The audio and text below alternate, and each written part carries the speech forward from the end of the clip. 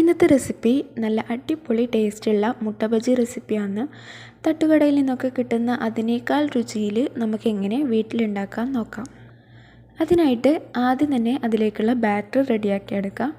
അതിന് വേണ്ടിയിട്ട് ഒരു ബൗളിലേക്ക് 3/4 കപ്പ് കടലപ്പൊടിയും 2 ടേബിൾ സ്പൂൺ അരിപ്പൊടിയും കൂടെ ചേർത്ത് കൊടുക്കുന്നുണ്ട്. ഇനി ഇതിലേക്ക് 1 table spoon Kashmiri chilli powder, 1/2 teaspoon കായപ്പൊടി, ഒരു നുള്ളു ബേക്കിംഗ് സോഡ, ആവശ്യത്തിനുള്ള ഉപ്പ് ഇത്രയും ചേർത്ത് കൊടുത്തിട്ട് ജസ്റ്റ് ഒന്ന് മിക്സാക്കി എടുക്കാം. അപ്പോൾ ഇതുപോലെ ഒന്ന് മിക്സാക്കി എടുത്തതിന് ശേഷം ആവശ്യത്തിനുള്ള വെള്ളം ഒഴിച്ചു കൊടുത്തിട്ട് നന്നായിട്ടൊന്ന് മിക്സാക്കി എടുക്കാം.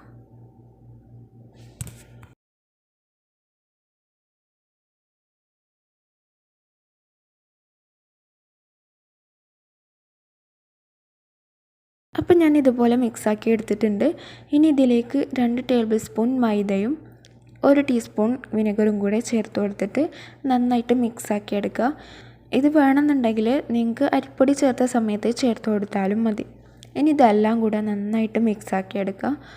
അപ്പോൾ ഈ ഒരു രീതിയിലാണ് നമുക്ക് ബാറ്റർ വേണ്ടത്. ഒരുപാട് ലൂസ് ആവാനും പാടില്ല, എന്നാൽ ഒരുപാട് തിക്ക് ആവാനും പാടില്ല.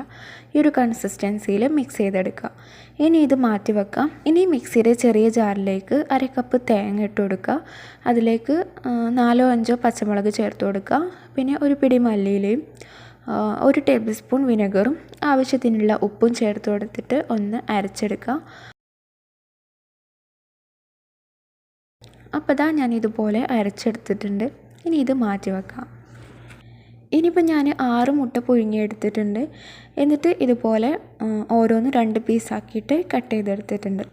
ഇനി ഇതിൻ്റെ യെല്ലോ പാർട്ട് മാത്രം വേറൊരു പാത്രത്തിലേക്ക് മാറ്റി കൊടുക്കുക. അപ്പോൾ ഇതുപോലെ എല്ലാതും ഒരു പാത്രത്തിലേക്ക് മാറ്റി കൊടുത്തിട്ടുണ്ട്.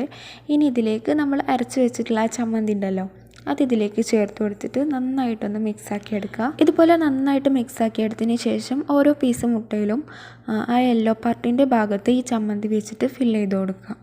ഇതുപോലെ തന്നെ എല്ലാതും ചെയ്തെടുക്കുക.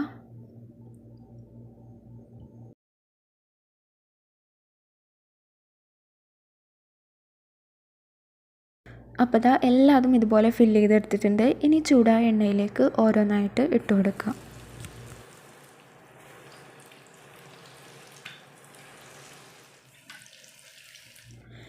ഇങ്ങനെ ഒരു വശം നല്ല ബ്രൗൺ കളറായി വരുന്ന സമയത്ത് തിരിച്ചിട്ട് കൊടുക്കുക. അങ്ങനെ 2 വശവും നല്ല ബ്രൗൺ കളറായി വരുമ്പോൾ കോരി മാറ്റാം. ഇതുപോലെ തന്നെ എല്ലാതും ഫ്രൈ ചെയ്തെടുക്കാം. അപ്പോൾ നല്ല ടേസ്റ്റി ആയിട്ടുള്ള മുട്ട ബജി റെഡി ആയിട്ടുണ്ട്. ഇതുപോലെ ഉണ്ടാക്കി നോക്കാത്തവരുണ്ടെങ്കിൽ എന്തായാലും ഒരു പ്രാവശ്യമെങ്കിലും ഒന്ന് ട്രൈ ചെയ്ത് നോക്കുക. എന്തായാലും ഇഷ്ടമാവും. അപ്പോൾ ഇന്നത്തെ വീഡിയോ എല്ലാവർക്കും ഇഷ്ടമായെന്ന് വിചാരിക്കുന്നു. ഇഷ്ടപ്പെട്ടാൽ ലൈക്ക് ചെയ്യുക, ഷെയർ ചെയ്യുക. ഇനിയും ഇതുപോലത്തെ റെസിപ്പീസിന് വേണ്ടിയിട്ട് ഈ ചാനലൊന്ന് സബ്സ്ക്രൈബ് ചെയ്യുക. Thank you.